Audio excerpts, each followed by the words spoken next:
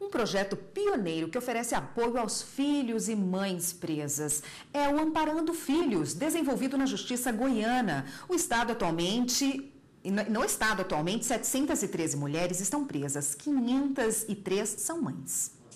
O projeto aproxima o contato entre mães presas e os filhos, com encontros semanais de 2 horas que acontecem dentro dos presídios, com a supervisão de agentes carcerários. Os responsáveis pelo projeto acreditam que esse tempo pode ajudar na ressocialização das detentas.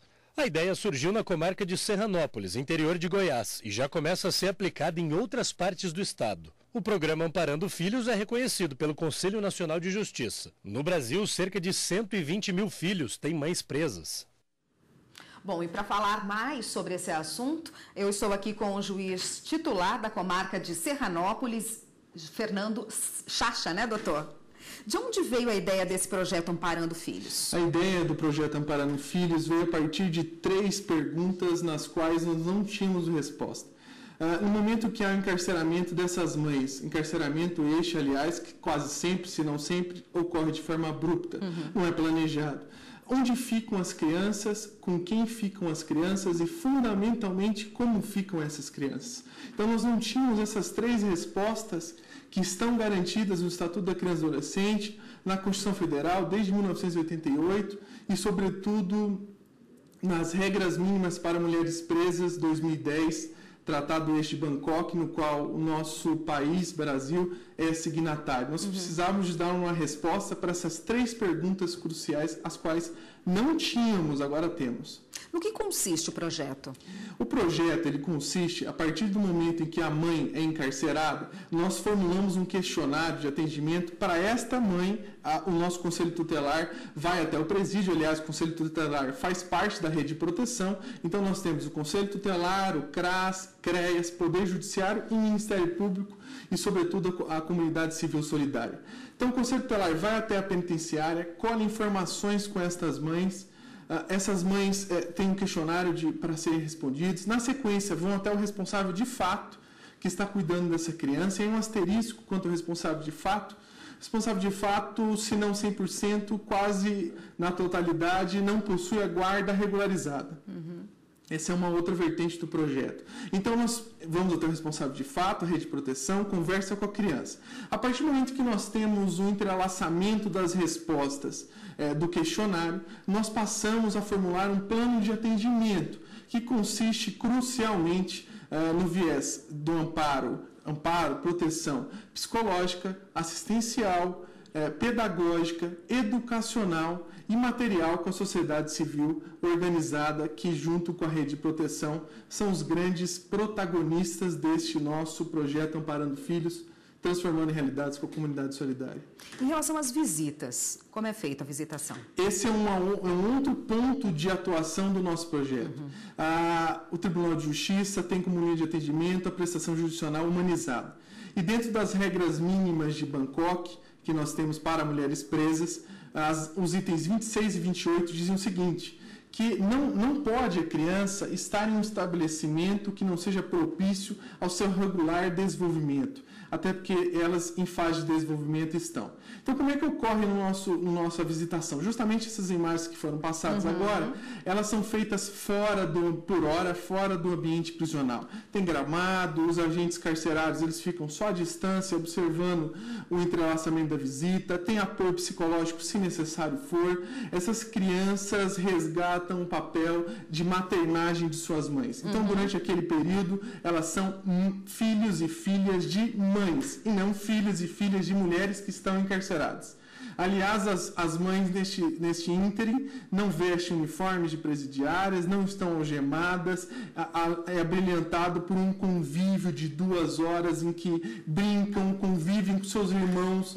Algo que tem que ser ressaltado também é que isso é um panorama nacional. As mães são presas em um local, mas as crianças estão em locais distintos. Então, não é diferente na nossa comunidade. Então, nós temos crianças que estão em Rio Verde, no estado do Mato Grosso, na capital, em Jataí, que é a nossa cidade vizinha.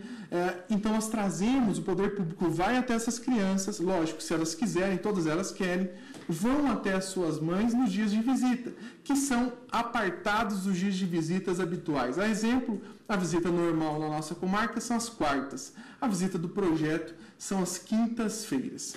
Doutor, e quem desenvolve esse serviço junto às presas, esse serviço de humanização? São os próprios funcionários do sistema carcerário? Não. São os funcionários da rede de proteção. E por que o projeto está caminhando com passos duradouros, porém largos? Porque nós não criamos nenhuma situação que não aquelas que já estão dispostas ao Poder Judiciário. Então, é a rede de proteção que já está abarcada em todos os locais do Brasil, que faz o nosso acompanhamento. Então, há exemplo, um daqueles meninos, até que foram mostrados nessa reportagem, eles estavam em déficit escolar tremendo. Um dos maiores sintomas quando a mãe é presa é também a depressão para essas crianças. Esse é um sintoma muito rotineiro. Então, essas crianças passaram a ter um desenvolvimento psicológico e pedagógico dentro e fora da sala de aula, a ponto que elas resgataram o sentimento, ao menos amenizado, da ausência de suas mães. Então, quem faz o trabalho? É a rede de proteção, fundamentalmente consistente no CREAS e no CRAS. E eles já estão, CREAS e CRAS, dispostos em todos os locais do Brasil. Então, é uma situação que nós só estamos articulando algo que já existe em todos os locais. E esse é um dos segredos da ampliação do projeto. Uma adaptação, né, doutora? A gente volta a falar desse assunto Perfeito. no próximo bloco, só peço um minutinho para o senhor. Pois não. Aqui no estúdio nós voltamos a falar com o juiz titular da comarca de Serranópolis, em Goiás, Fernando Chacha, que hoje conversa conosco a respeito do projeto Amparando Filhos. Doutor, o senhor já falou alguma coisa, bastante coisa, aliás, de como funciona esse projeto, como que ele foi pensado, como ele é disposto, né, para a comunidade. Mas uma mulher, explicando um pouquinho mais, uma mulher presa, por exemplo, ela é presa grávida, ela tem o filho dentro da cadeia. Como é que funciona esse projeto para essa situação? Certo. Duas situações distintas. Primeiro, em relação à lei de execução penal. A lei de execução penal preconiza que desde o nascimento até 6 meses, essas mães tenham direito à amamentação dentro do estabelecimento prisional. E além disso, dos 6 meses aos 7 anos, poderiam ficar junto com elas no estabelecimento prisional. Aí, obviamente, o telespectador vai se debater no seguinte sentido. Então, as crianças vão ficar presas com as suas respectivas mães? Sim, isso é o que diz a lei de execução penal. Mas nós temos um alento, que são as regras mínimas para mulheres presas, que são essas regras de Bangkok, da Organização das Nações Unidas, a ponto que nós estamos lançando mão dessas regras. Então, nós estamos aplicando-as. Em que sentido? No sentido de que, um caso real, concreto, que tivemos nas nossas mãos na comarca de Serranópolis. A mãe estava com 7 meses e meio de gravidez. O nosso presídio, como vários outros do país e do estado de Goiás, não tem os preparativos mínimos para a maternagem, tampouco para o recebimento de uma criança em tão tenra idade. Então, o que nós fizemos? Nada mais, nada menos do que aplicamos o que o excelentíssimo senhor ministro, presidente do STF e do CNJ, Ricardo Lewandowski, no HC 2107/12 de janeiro desse ano, o fez. Nós determinamos a medida cautelar de recolhimento domiciliar dessa mãe para que tivesse o filho nos seus cuidados do seu lar. E considerando que, e nós vamos falar isso na sequência, do panorama em que essas mulheres se encontram, 68% é tráfico de drogas, então são crimes que não têm violência ou grave ameaça na sua essência. E é justamente nesse sentido, não havendo violência ou grave ameaça, nós podemos aplicar medidas cautelares outras e diversas da prisão. Então, essa mãe, a exemplo, saiu do estabelecimento prisional há cerca de 25 dias, vai ter a luz fora do estabelecimento, volto a dizer, porque nós não temos a mínima estrutura para tanto, e depois de um período ela retorna. E aí, nos nossos estudos dentro da psicologia forense, nos pareceu a melhor saída para o caso, considerando que não era nem proporcional que essa criança, e nós sempre pensamos na criança, na proteção integral, na doutrina da proteção integral, que essa criança permanecesse naquele ambiente, se não o mais inóspito, um dos mais inóspitos que nós temos na nossa sociedade, que é a prisão. Qual a situação da população carcerária brasileira hoje?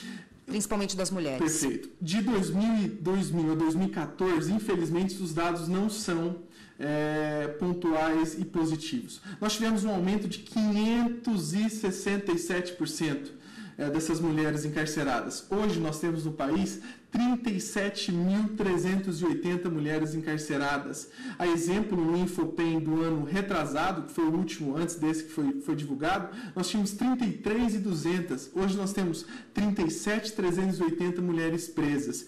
O perfil dessas mulheres não mudou do perfil anterior do Infopem. Só mudou o número. Antes era 60%, agora são 68% dessas mulheres. Elas cometem, ou pelo menos estão respondendo, o delito de tráfico de drogas. Mas tem uma peculiaridade no delito que elas cometem. Elas não são chefes de organizações criminosas. Na maior parte das vezes elas são coadjuvantes, portanto, e estão na modalidade, dentro do verbo multinuclear, que é o verbo de tráfico de drogas, elas estão na modalidade transportar. Então, é este o panorama que nós temos, infelizmente, dentro do cenário nacional das mulheres. E aí, dentro do projeto, nós verificamos que essas mulheres que estão presas têm o seguinte perfil, nacional esse dado, de 20 a 35 anos, mais de 3 filhos e são chefes de família. Então, o que acontece? Mais de 120 mil crianças nessa situação. Pois é, muita gente. E tem uma cartilha, eu queria que o senhor mostrasse para a gente, rapidamente, para a gente encerrar. Certo. Essa é a cartilha do projeto? Essa cartilha é desenvolvida pelo nosso Tribunal de Justiça do Estado de Goiás. Aqui nós temos os panoramas que foram tracejados pelo nosso projeto. Essa cartilha é desenvolvida como público final a sociedade civil solidária, a nossa comunidade, que ajuda muito. Ao exemplo do nosso projeto, nós tivemos uma reconstrução de uma residência que uma criança, que está até na foto, gotejava no bercinho dela. A sociedade civil, não, isso não pode acontecer. Reconstruíram a casa dessa senhora. E a ponto que nós estamos em conjunto com a sociedade civil, que não tem outro objetivo que não seja solidário. Tá ótimo. Muito obrigada pela presença do senhor, explicando esse projeto. Eu conversei com o juiz Fernando Chacha, que é responsável por esse projeto Amparando Filhos do TJ de Goiás. Obrigada pela participação. Nós que agradecemos a oportunidade. Sempre que formos chamados, estaremos à disposição. Obrigada pela participação. Obrigado. Até uma próxima.